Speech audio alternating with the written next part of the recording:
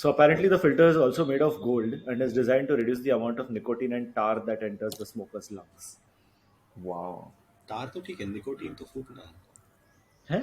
Tar Tar to what? theek hai. Have you like seen the tar ad? reducing that is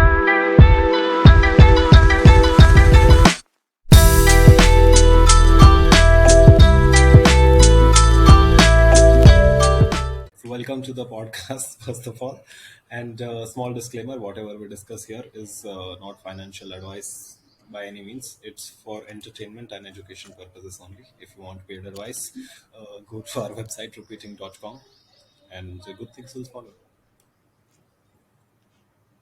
Smooth. Okay, so we are heading back to another budget centric topic for today. Not entirely budget centric, but we're going to focus on it a little bit in the beginning. Where you must have also heard, if you are as Akshay Kumar says, a foo enthusiast, you must have noticed that there is a bit of a tax hike on cigarettes, which is a particular component of the cigarette sale price, which is called the NCCD. Now, correct me if I'm wrong, but that stands for National Calamity Contingent Duty. So that Yep. constitutes about 10% of the duty on a cigarette, and that is hiked by 16%. So cumulatively, that is going to result possibly in a 1 to 2% hike in the overall price of a cigarette. So no more of that 20 rupees प्राप्त हुए on Paytm, because you may have to pay a little more if cigarette manufacturers किस decide to रुपए trickle down that cost. Right. But I think the only cigarette manufacturer that actually will we need to talk about here in India at least is ITC. And have any of you been aware of the Smoked same? ITC cigarettes. Yes. I saw that coming from a mile away. Someone is going to ask it for sure. Another disclaimer is required: smoking is injurious to health. Yes. None of Yeah, the guys, actors it's in this very movie Sorry, promote or problematic. smoke nothing. for Nobody cares. smoking. Yeah. No, but historically, what have the price hikes been? Like this time, it'll be 1.5 to 2% or whatever. But Yeah. So I think usually, when the since government yeah. hikes, yeah, Right. So I think from 2000, if we take it, okay, and let's take like a particular cigarette pack. So for a 20 pack of classic miles, which is an ITC product, it used to cost around 60 to 70 rupees in 2000. So the year I was born. And now in 2020, that's gone 5.5x, which is around 330 bucks for that same pack. And this has happened in a stable-ish fashion, wherein the only exorbitant hike happened during, I think, 2015, 2016, where instead of a 1x or 1.5x, it was a 2.5 to 2.7x hike in the price. And most of it is driven just by tax hiking, which is the government's way of saying, no, don't smoke. And that's been just a general trend across the globe. or the government's way of saying smoke, but make us Yeah, some money. make us more money. Yeah, exactly. And that's just been a general trend, I think, in general, wherein in the US and EU also, we've seen a significant decrease in the smoking rate, which is the number of people in the population that smoke, in line with the price hikes that we've seen in this 2 decade span. So that is in line. People are smoking lesser because it's getting more expensive to smoke, not just because they're woke and conscious about the ill effects of doing the foo-foo. Or it must be a combination of both, right? I think it's Yeah. also because there was a time when clearly people weren't really aware of the smoking hazards, and it took time from cigarettes coming into an actual noticeable rise in people getting certain types of cancers and that being linked to smoking. And before that, there was little correlation established, at least in the developed markets. So I think there was a shift, and this was way before you were born or I was born, but the shift started. Uh, and I think the third factor must be people must just be dying, right? So that reduces your number as well. So, That's true. You're not wrong. And as a matter of fact, that switch that you were talking about, and especially in a developed market, I think it began in the 80s for the US, wherein that's where it capped in terms of cigarette volumes for them, and it's been on a steady decline ever since. So that's a pretty interesting statistic, which is also correlating with the whole tax hike, which is leading to a price hike. So even though people dying and consumer sentiment changing is a component, I'm sure the major driver is that it's just getting too expensive to smoke, and people would rather spend that Yeah. money elsewhere. Makes sense, I guess. But still, smokers are sticky customers. So, That is true. There's this statement that keeps going around, no, that these smoking companies kill their most loyal customers, which is quite a counterproductive strategy. uh, true that, I guess. But that's the business model. Yeah,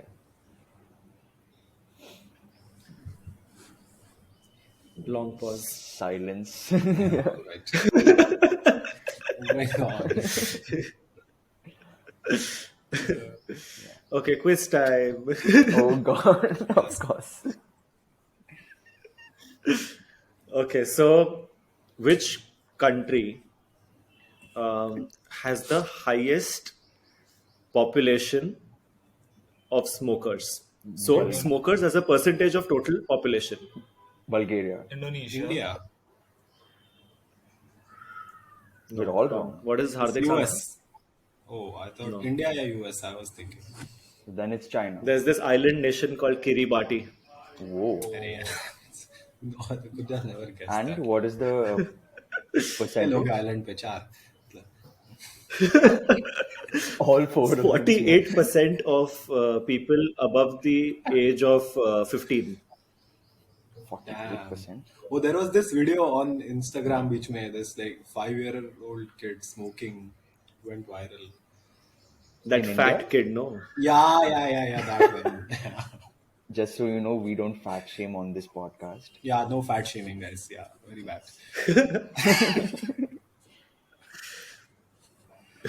Right. Yeah. Cool. So nobody gets a point again. Yeah. Thank you very But much. that's quite an alarming statistic because that's way above the average, which is, I think, around what, 28, 27% still. Even taking into consideration the number of EU countries that still smoke at a very high prevalence rate. So What is the number for India? I think India right now is at around 27% of the population that still smokes. 27% of India smokes. Yeah, 27. yeah. Yeah. It was This is 53 at one point in the 2000s. Yeah, this is all World Bank data. So I'm sure they're pretty right about the number of people smoking. Yeah. This is WHO, not World Bank.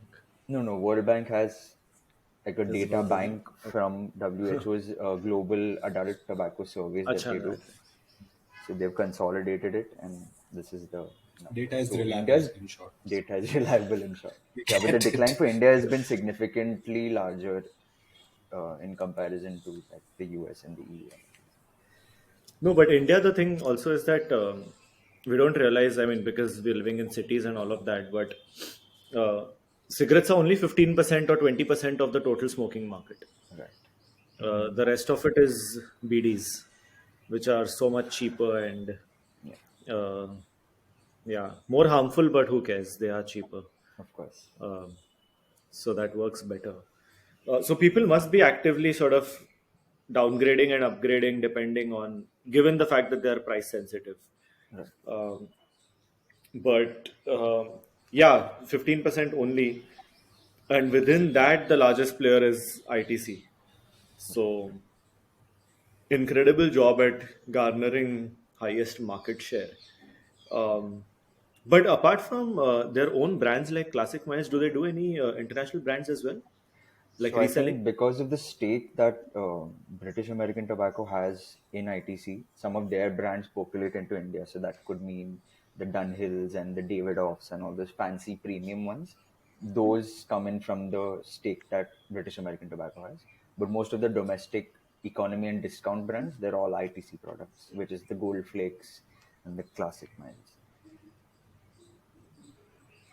Got it. So it has.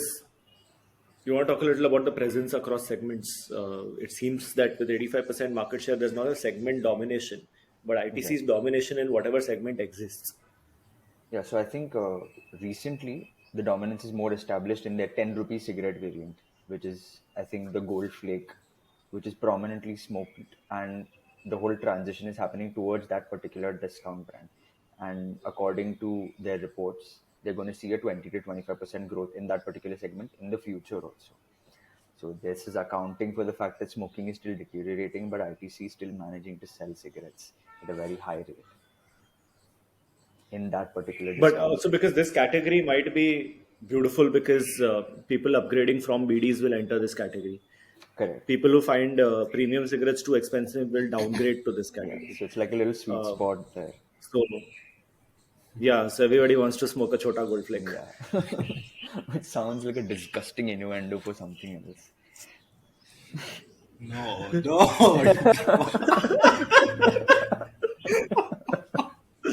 nobody was thinking that, Ayush. Nobody. And now you are. Sadly. Yeah, but I mean, all said and done, they still managed to have an 85% market share in this whole cigarette business. So that's crazy. So they reduce the size of things that people put in their mouth, and they also give it flavors. We are doing this. Okay. Wait to add on to. But yeah, they actually have, and that's their way of. You press to switch the flavor, which is quite weird. Yeah. Ugh. Oh, damn. No. These new ball bursting cigarettes. They are Oh also- god. Oh shit. I didn't even think about that. No, but that's also quite some product innovation, right? What really worked was it started with that whole ice burst or the mint flavor, but then it's gotten on to so much more now. There's orange and I don't know, like so many other watermelon flavors and that grapes, and then double burst. Yeah, Yeah. it's a lot. thousands. Bro, how does that work? You mean the science behind a flavored cigarette? There's like a flavor Yeah, like, bubble in the filter. So you press it and it percolates into the entire filter. So when you smoke it, the nicotine isn't flavored, but the nicotine passes through the flavor filter and you get the flavor. But that's very horrible because apparently it causes Ayush error. seems to be a very I have done a very extensive dedicated research customer. research for this podcast. Yes. Yeah, so that's how it How usually much did works. the research But cost? $18.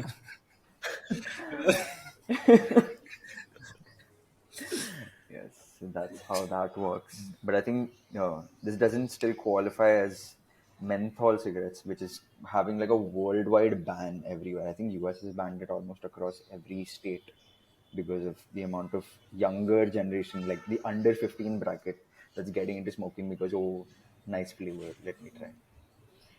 So that situation but hasn't I reached in think India yet. the Yes, fact that it's commendable is without any advertising, ITC has like rolled out so many of these products and they have been successful in the market. right, And there's a lot of innovation happening despite the taboo in this industry. right. But I don't know how much what the importance of advertising in a business like cigarettes is, right? Because I mean, given the buying pattern, what you're doing is you're going to a tapri and you're buying cigarettes. All you need to do is get some shelf space at the front of the tapri or whatever that shop is for a person to notice that there is something new happening here or there is a new brand that they want to try out, maybe, or not want to try out.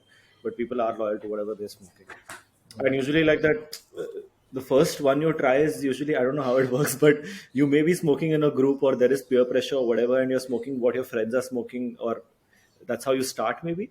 And that's again gonna the choice you make is gonna be determined by what you've seen other people like and smoke and what you've smoked with other people, at least in the beginning, right? Right. And once you've sort of developed the taste for something, you just stick to it. You don't really switch uh, after that. So I don't see the role of pushing a certain brand through advertising or hoardings or through whatever. It just works because of how your buying pattern is and how you're actually making the purchase for every cigarette. But imagine like when we're in the Mad Men era and that whole switch is happening where physicians are telling you, "Ki, okay, smoking is probably not good for you. How does like marketing that product then work? And I think one of the things that they did was the Lucky Strike ad, where they marketed it as Yeah, that was it's beautiful. toasted. Yeah, and then it skyrocketed as a campaign. So I don't think we're in a And position to do Lucky that Strikes in anymore. India, ITC does. It still does. Yeah, yeah, It was like 3 4 years back. Okay, second question. Yeah. yeah. Wow. Which is the largest selling cigarette brand globally? Marlboro. Marlboro. Philip Morris. No, Philip Morris. That's the brand. Philip Morris. That's the owner. Oh, Yeah. Reynolds. No, wait. It's okay. Arey, Renault. It's Marlboro is the right answer, and oh damn. Yash got it. Oh, we got it at the So yeah, same time. No, you please, he didn't. said it first. Discrimination, Ayush. What is this? Actually, fun That's fact: just Marlboro has maintained that 40% market share globally throughout the past 2 decades. Like, there's been no change. It's gone to 38, 39, 40, and it stayed constant. Whereas British American Tobacco, with their discount versions and everything, have gone like 5x, 10x in their discount brands like Pall Mall, Newports, Camel, and everything. But Marlboro has stayed constant, which is saying something. they're really good No, at but passive. it may not, right? So, market share remaining constant in a declining market is actually a bad A thing. bad thing. I mean, I did say it's So, in saying a declining market, something. you'd It want could your be market saying share to something bad. increase. Yeah. Ha! Yeah. But that's what, right? For like ITC, for example, although the Indian market, as the numbers say, the number of smokers or the percentage of smokers have gone down over the last 20 years. ITC's revenue CAGR, if I look at chalo 2010 say right now, or even 2000 to 2010, it's been at a constant 3% CAGR. Not sexy, not great, but it's remained constant in a declined market, and in a market Which is where great. the government is constantly against you and Yeah. trying to discourage smoking, and people are getting more health conscious. And so the number of headwinds for ITC are much more than the number of tailwinds. And still, it's managed to sort of keep that 3% growth rate. Right. Um, which is great. But I think it also realizes that this is a bad market to be in. There is not high growth, and for that high growth, they have to do so much product innovation and introduce new categories and introduce new products and continuously keep innovative, and still just for 3% growth. So they'd rather and not even get valued, right? Because even investors understand that this business is not going anywhere from a long term perspective. So there needs to be a dramatic shift in how ITC operates, or they need to do something else. And that's what even a lot of global companies have been doing, realizing that over the last 2 decades that cigarettes are not a sustainable future. And probably because of their distribution networks, the first area to target has been FMCG, because they've already built a pan country distribution network which is so strong that they can leverage it for distributing their FMCG products, for example. Um, so pretty smart move by ITC as well, over the last, but it's a long, drawn and slow process, right? Two Yeah. decades of shifting, and finally it's managed to reach a sizable portion of their total revenue or profit. Yeah. Great move. I think that's one of the sole reasons why it has broken out of its like decade long, just 2 to 300 uh, share price oscillation, if you could call it. Where what it's become, what, 75% since the beginning of 2022. Revenue share are you talking about? No, Like no, no. cigarettes? I'm talking about like the share price growth. It's Acha, given oh, investors a yeah. 75% return since the beginning of 2022. And if you were lucky enough to get it at COVID lows, then 170. So that's brilliant. And all because of this transition to a more No, sustainable I model. wouldn't solely attribute it to that though. Okay. Uh, because I think post COVID, like 2020 to 2021 end, Right. or October 2021, uh, most of the stocks grew massively in value, and people were gung ho about the markets again, and growth stocks did really well and all of that. Right. And ITC, if you go to see from the lows of 2020, hasn't performed really well till the end of 2021. Hmm. It has performed. It has given whatever return, 25 30% it must have given, but After October 2021 is when the market started becoming more volatile, when inflation started becoming a worry, when global pressure started and macros were going downhill. That's when people globally started shifting from growth to value stocks.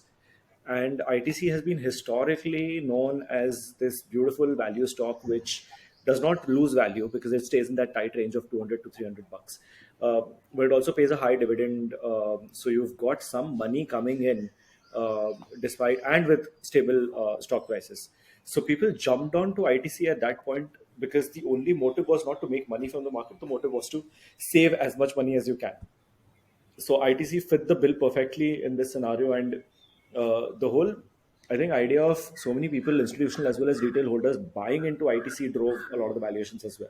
It was certainly in demand and vogue to hold on to ITC. Right? It was a rational thing to do. Um, so at least the beginning of that was this shift from growth to value.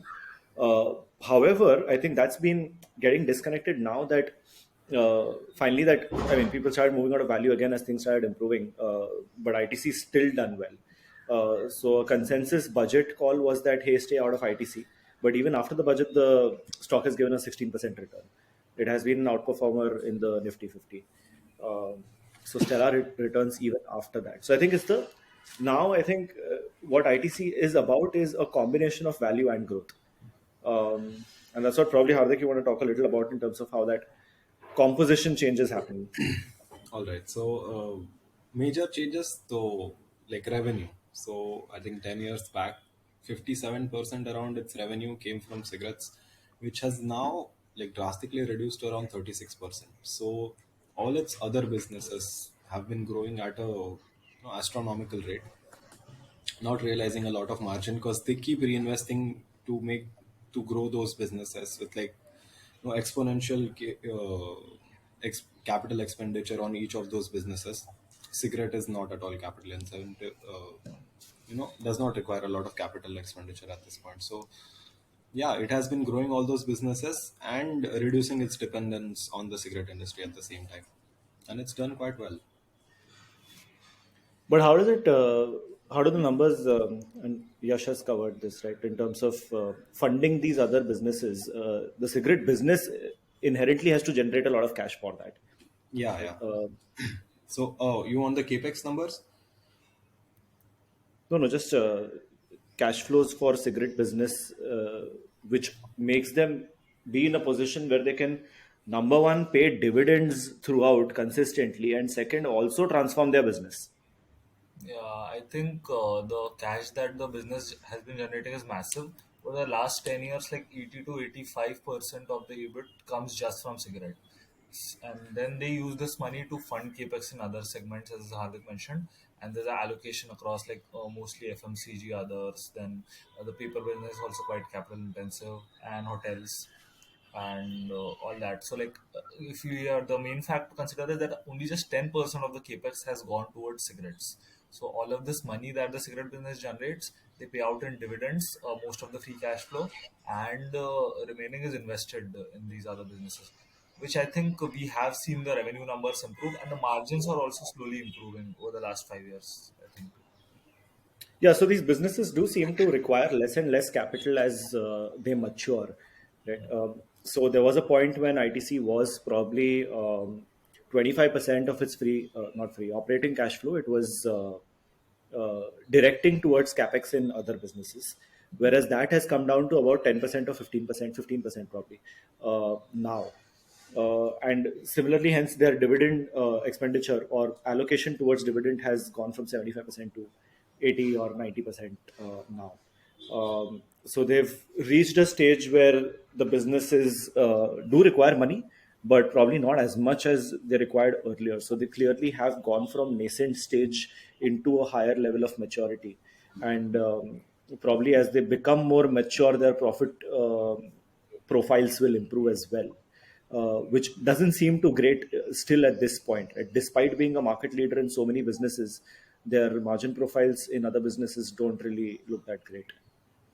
Yeah, the margins are low because, of course, initially expenditure is very high, and they are trying to gain a leadership position in each segment, and they're like fighting for each of the segment very hard. So, but the numbers are already improving. I think 2017 FMCG EBIT margin was around like 4%. It's already around 10% right now. So yeah, we are seeing growth, and it's going to continue as the businesses grow and maintain their leadership in each of their segments. The margins are going to improve.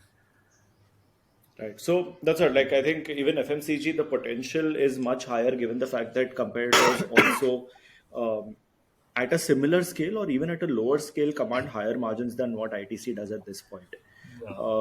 So you'll probably reach a stage by 2030 maybe where, in terms of revenue growth, anyway, they've done a good job of minimizing their exposure to cigarettes. But it still comprises to about 85%, 85% of profit.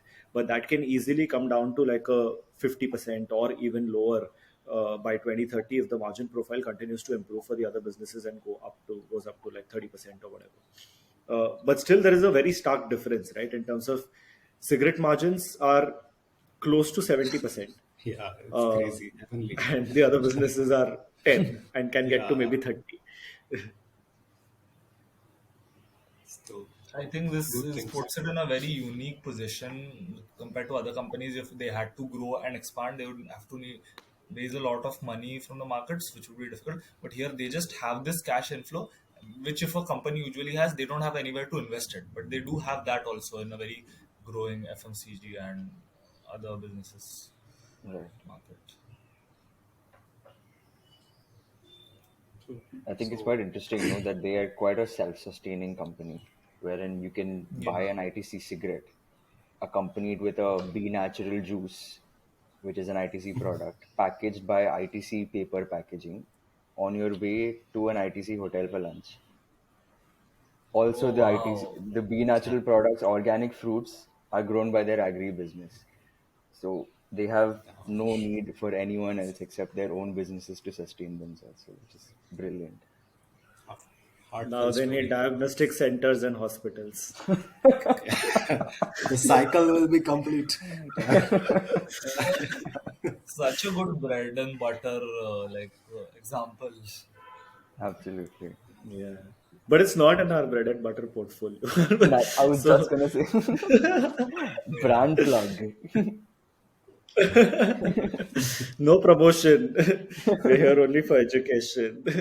So if we look at it, actually, I think ITC is in the monopolies portfolio, and which is doing quite well because if you look at the market share, 85% market share is in the hands of ITC in the domestic market, and the other players, I think, Godfrey Phillips and VST Industries are very insignificant in the formal sector. Of course, this does not include BDs and all. Right. Even despite, I think Marlboro does their sale of cigarettes through Godfrey Phillips, but Yeah. ITC is the only major player in the market. Sorry, going back to monopolies. Wait, I'm not done promoting yet. Uh, so, monopolies was the best performing portfolio amongst the top 10 performing portfolios on small case in 2022. Let's Oh go. wow. Um, and it was the best performing on Welldesk, not top 10 and on best.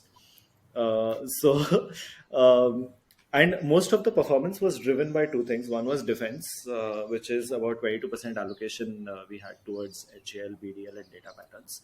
But 10% allocation was only towards ITC throughout 2022. In Right. fact, we took a position in ITC only towards September, October 2021, which is perfectly timed. What geniuses we are. And Succulent. uh, so low key flex gone wrong. So Yeah. yeah, and that was a major sort of stock selection was a major attributor towards major attribution towards the outperformance in monopolies. Right. So great decision. We can't ever buy it in SRI, of course. Um, Never, huh? The social it's responsibilities investing portfolio. yeah, yeah. But If it like opens a hospital, maybe we could consider it. Like, At least it's caring for its ailing customers. I think although monopolies, the name is quite self-explanatory, but could you do like a short brief on what is the strategy on picking out these monopoly companies for our portfolio? What do we look for? So major is, I think the prime philosophy for this portfolio is that if you've got a majority market share in any business that you are in, um, you're bound to have certain pricing power Yeah. because you're a monopoly. You're bound to also have reached that monopoly, exhibiting a certain track record and a certain expertise or certain success story in the past. So there is evidence of performance. There is an already established stronghold, and that already established stronghold gives you certain benefits in the and all of them are reflective in ITC if you go to think about it. There is pricing power, there is constant innovation to maintain that market share unless a company gets complacent. There is presence across all segments within that product. So they're literally killing it in terms of competition, every single sub product that you can think of. Plus, the margin profiles are extremely high because of economies of scale. Cash generation is very high. So, financially, whatever one looks at in terms of a checklist for good quality, fundamentally strong companies, all of those become pretty obvious when you invest in a monopoly. It's like a freebie that comes with it. So that's what we look at, and you'd intuitively imagine monopoly companies to be very large like ITC, but that's not necessarily the case. Surprisingly, in the monopolies portfolio, about more than half the portfolio's exposure is towards mid caps and small caps. So these are companies that have their market leadership in very small segments or markets as well. Like we've got this one company which is the largest granite sink producer. Oh, So they've got the highest market share there. Right. We've got another company which has the highest market share in laminates. Um, I think there's so one markets that aren't which really obvious to, yeah, the toothpaste packaging manufacturer also. I think we have the yeah, largest share in that EPL. too. EPL. So Yeah. EPL manufactures a third of the world's toothpaste Yeah. tubes. Um so it's a pretty strong portfolio. Okay, Go buy subscribe it. to We'll the offer you a portfolio discount. if you want to know more. Okay, so yes, we have given up half our portfolio. 10% discount code appears here. Yes. Ayush can put that in. Yes, I would put that in production. Sorry, coming coming back back. to ITC. Yes. Yes. Long Would we detail. like to just shine a little light on, like, to diverge from the cigarette business and just just talk a little bit about the other four businesses that they do really well in and what Yeah. prospects So make it like From the exciting. perspective of, so cigarettes are like obviously the cash cow and they're generating, Right. so they're doing their job of stability and steadiness in the company, Correct. right? But clearly the growth drivers are the other four businesses. So if you could just Exactly. highlight one growth driver in terms of revenue or in terms of profit margins improving in Correct. each of the four businesses, what would your 1 point for each of the four businesses be? Hardik, all right, go. so four businesses. First of all, four businesses are FMCG is divided into like cigarettes and all the other parts. So that is FMCG, others, paper, agri, and hotels. So these are the four other major segments that ITC has driving growth. Uh, Speaking about one, I guess FMCG, which is other than the cigarette, everything else, they have their EBIT margins improving like crazy. So it has gone from like 3-4% in 2017 to it's already around 10%. And the potential is that all the other competitors in the area have EBIT margins greater than around 20%. So that's the potential, and ITC is going to most likely reach there very soon. So yeah, that is the major driver in FMCG and others, and they also keep continuously coming up with new and exciting products. So yeah, if you talk about paper and packaging, um, so paper and packaging, there was a slowdown in the COVID times, but it is again picked up. With all the educational institutes and everything reopening, the offline classes restarting again. So that's a major driver for right now, and they're looking at a lot of new technologies, sustainable technologies, as such, to drive the growth in the paper market, which has a lot of global demand. So yeah, that's one thing there. And agribusiness. So there was a short ban on exports of, I think, wheat and Wheat. rice in India, Yeah. which was, yeah. which was, I think it was taken off right in November Yeah, November last year itself. 2022. Yeah, we expect that to like take into account when agribusiness is coming. So that's the major thing with agri. ITC obviously has like very solid sourcing with its agribusiness connecting to all its other FMCG businesses. So yeah, that is the synergy effect, which also counts, I guess. And hotels, the major is they have changed kind of this strategy. So instead of going and buying up hotels, they just take contractual managements of those hotels. So which is why ITC hotels especially stays very asset light. That's what they call it, the asset light strategy. And this helps them acquire a lot more properties a lot faster, and improving their management overall. So yeah, ITC hotels is also picking up with that nationally. I think I've covered all of them. Anything you want to add, Sal? No, so all of them put together, at least how the numbers stack up for if you compare like decades, right? If you compare, what crow is this? It's not on my end. What a loud crow! Is it from? I think. Yeah, yeah. How does the Yeah. person there can't hear it? Uh, I heard a crow, but I thought it was from someone else's place. Oh God. There are a lot Sorry, of yeah. crows in Juhu. Like this is a old society, so a lot of elderly people live here. What? Hence The they most attract irrelevant crows. point. No, like that. Hey, when people usually die, crows I come. know, yeah, yeah. Oh, That was a great joke. But wow. yeah, that was a brilliant joke. It's very dark. Is it? Oh, Is it? it's not that dark. That was the first explanation that came to my mind. Like, why Yeah, are there yeah. crows around here? So, yeah. Okay, so so if you have to compare numbers, right, and look at decadal shifts, because this transformation has been taking decades, and if you have to sort of compare 2020 to 2030, um, what will eventually happen is that the cigarette business can continue, given, I mean, assuming that taxes don't increase massively and ITC continues innovating and introducing chota packets and chota cigarettes and all of that, that will continue growing at 3% CAGR, realistic compared to historical, etc. But the other businesses put together can grow at a healthy 12% CAGR over the next 8-10 years, right? Easily achievable given the leadership position as well as the near-term triggers as well as what they're building in terms of scale and synergies.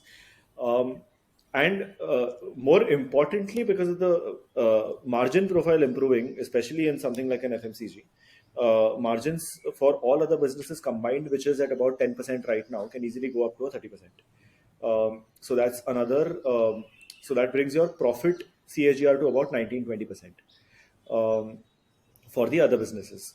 So clearly, you're reaching a stage where, and that's why it's a great combination of value and growth, because it's no longer that value stock which is giving very subdued growth because tobacco dominates majority of its revenue and profit, but it will slowly start blending in as a company which also sees an element of growth from other businesses starting to dominate the overall financials, and probably move to a point where that also matures. But in the middle, the stock needs to be stopped looking at as a value stock and probably as a value plus growth stock. And that's the exciting phase over the next 4 to 5 years at least. Um, but how does it, and that should ideally also translate into better valuations, because the other businesses were too small earlier for them to be valued separately. People would just look at ITC as a cigarette business, but now it can be looked at as cigarettes plus plus, and the valuation metrics used would be much different. So how would you value this company now, and what do you think the fair value would come to?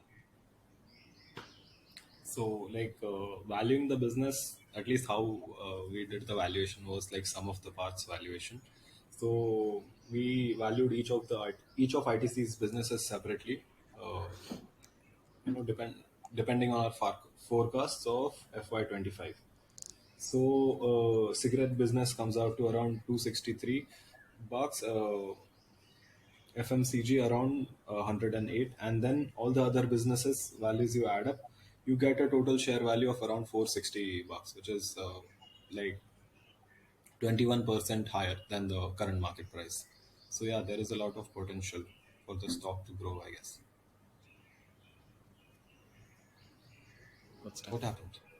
That happened. No, Sagar is impressed at the valuation, I think. No, no. He has anything to No. add on valuations? Yeah, yeah, please, yes, go ahead. No, no, I think the way we did it is some of the parts valuation. I think Hardik said so. We value each business separately. So usually for FMCG, hotels, and other businesses, we have other companies that are there in the market. So we benchmark that and took a multiple and different multiples, maybe a PE or a EV sales or a EBITDA. And for the cigarettes, I think we used the international average what's there and added a little bit of premium because India is a developing market. And as Sagar said, there's still that 3% CAGR growth that ITC has seen. So that, and I think, yeah, we come up to a value of 460 as Hardik said, which is I think pretty good consider that stock has already gone quite up in the last year or so. So yeah, the shift perspective shift is needed for investor, which I think won't happen immediately, but is happening slowly all the time. That it's not, just because it pays good dividend does not mean it's not growing really well. So yeah, But can someone quickly pull up what the dividend per share is? What is that on an annual basis? yeah, yeah. Because in tough times, what really makes a difference is people looking for that dividend yield, right? All you CFA FRMs, you want to give a definition of CF, sorry, dividend So yield right dividend now. yield is basically, let's say you buy a share for 100 rupees and you get a 10 rupees dividend, which is very generous. That's a 10% dividend yield on your buy. So, Right. and So, uh,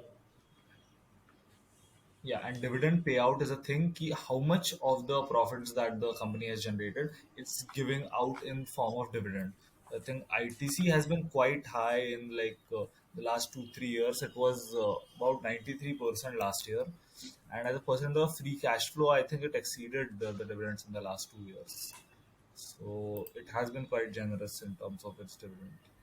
yeah, no, but my point was that during times when people are looking for value or for capital protection, uh, they usually the logic behind buying a high dividend yield stock is that if they invested the same amount of money in, say, a FD or a bank, and they're not losing capital, but they're getting 3 to 4% or 5% or whatever the rate is. Yeah, So then they start looking at those kind of stocks because there is an upside potential. There is very little downside potential because there is a strong business which doesn't deteriorate in value, and ITC का cigarette business is not going anywhere. So 200 रुपए का base तो बना रहेगा. On top of that, if you're getting a 5% yield, for example, that's like upside potential which doesn't exist in, say, a bank account, but with a 5% rate of interest. Uh, so I think last year the yield was around 3.2%, which is pretty good given the markets last year. The interest rates have gone up after that. I think the deposits, as you mentioned, and everything. So it's pretty good. So it would have come down, obviously, the yield, because the stock has Yeah, performed really well over the last year. yeah, So the dividend yield would have, when someone was buying it, and that's the tricky part about dividend yields. When you're buying a stock, you're expecting a certain yield basis the price at that point in time. But if the price appreciates, which is also a good thing for the investor, it's just the reverse is not a good thing for the investor because you know that suppose you buy a stock saying 5% dividend yield, I'm buying it, but the company is really shit and they're not really performing well, and the stock price halves in value, and they're like, "Abhi to 10% yield mil raha hai," but obviously you've lost half of your investments. So that doesn't Right. work out well. But in terms of like the stock appreciating and dividend yield reducing, it's still a good thing because you've made much more in your capital appreciation minus what you made in the form of dividend payouts. I think to I think adding de-jargonize to that that point, further, if we could, since we used a lot of yeah, dividend yield, if you have to like visualize it as a formula, it's just no, no. annual dividend that the share gets per year divided by the current share price. So what you meant by it's a flip is if the denominator increases, then everything decreases as a total. So dividend yield decreases as share price increases. So, but either way, The investor is He's benefiting. not done a good job at making it easier. This increasing, Have I? decreasing is confusing only. So I think we'll take a 100 rupee example. If you have a Huh. 100 rupee stock and you get 10 rupees dividend in a year, Right. you have a 10% yield. So like Right. 10% return is very great. Now, if Yeah. your stock goes to 50 rupees, your Yeah. yield is 10 rupees on that 50, so it's 20%. So yield is very high. If you ignore the fact that you've just lost 50 rupees, which you wouldn't do. But yield is very important if you're a dividend investor. So I think what has also happened over the past year is ITC's composition of shareholders has changed from just dividend investors or like income investors to a lot of people who see growth potential. So the basis for re-rating and it being appropriately valued, the chance of that are much higher right now if the company performs. Yeah. Makes sense. Yash gets 1 point If for explaining it the best. Yeah. then I get his Marlboro point, bro. What for? I don't remember like this third or fourth podcast, but like where are all the points going? They're accumulating. I'm keeping a track of it. So who's winning right now? So far, I'm leading. I'm only winning. Wait, what is the score? I'm leading. Yeah, nobody cares about the score. Obviously, he's not keeping track. Oh god. I think the previous podcast you won all the points. In the first podcast, Yeah. I won all the points, and in this one, Yash has won all the points. Okay, so I'm gonna give you all one more opportunity to win a point here. Oh god. Which is the most expensive cigarette in the world? Oh, It's not gold flake. Definitely not. Oh, is it a brand name or like a name of the Is it cigarette? It's a Sobrani or brand name. something? Sabra. I was also. My, It's called Treasurer's Luxury Cigarette. wow. $100 a stick. I What? knew it. Sorry, $100 a pack, not $100 a stick. My bad. It's still a lot. I think what the average now over there, even in so is this a US brand? UK. UK. So apparently the filter is also made of gold and is designed to reduce the amount of nicotine and tar that enters the smoker's lungs. Wow. तार तो ठीक है nicotine तो फूकना Huh? Tar? Tar to theek hai. Have you like seen the tar ad? reducing that is a good thing. Acha, हाँ. No, he's No, saying not stopping tar is a good thing. Why are you good stopping thing, it? but stopping nicotine Acha. is what I was saying. We all know Oh, Mukesh. that's interesting. Yeah. So I think on the ITC front, to conclude, if Ayush could give us a summary. In some. In Yeah. some. So clearly, they've tried maintained their cigarette dominance, but that's not what they want to dominate in the future. So that sort of divergence that we've seen from the cigarette business towards their FMCG, hotel, agriculture, and everything is at the cusp of something greater than it has been in the past 15 years of their growing stage. So currently, we see this as a good time to get in on the ITC action and uh, be a part of their growth plus value journey that we've established so far. And Yeah. I think one something that reminds me of this is I think at if you look at some other businesses, there's this company. Of course, we all know this JLR, which is acquired by Tata Motors. So most of their profits came from JLR at a point, and now they have diversified. I think that's the kind of story we are looking at with ITC as well. The revenues being diversified, the profits are also going to go the same way. So Yeah, but the only difference is that in the case of Tata Motors, the domestic business was good and did exist, the passenger vehicle business, but it just went down because of a lack of product innovation and lousy car making. yeah, So it's more like a story of revival um, of one business. But yeah, you're in a way right because of the EV business as well. So because that's a whole new arena to play in.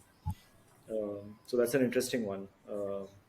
I think moving from like killing people with ITC, EV, and saving the environment will be a very good change of Okay. perspective for us.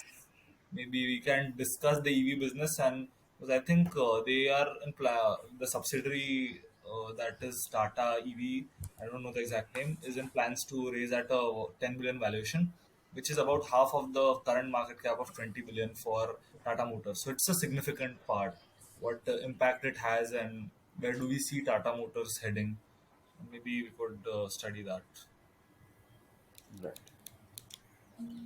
That's a topic for next time then. Yeah. And that's a wrap, guys.